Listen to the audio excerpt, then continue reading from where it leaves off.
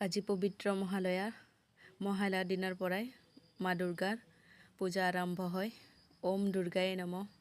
মহালয়াৰ দিনা ব্ৰহ্ম মুহূৰ্তত খোজ কাঢ়িব লাগে।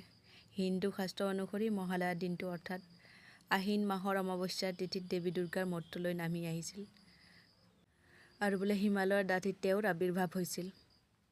এই পবিত্ৰ মহালয়া প্ৰবাদ অনুসৰি মহালয়াৰ এই বিশেষ দিনটোৱেই ধৰালৈ শুভ শক্তিৰ আগমন ঘটে আৰু মহালয়ৰ পুৱাৰ পবিত্ৰ বতাহজাকে সুস্থ কৰি তোলে সকলোৰে শৰীৰ, মন আৰু আত্মাক।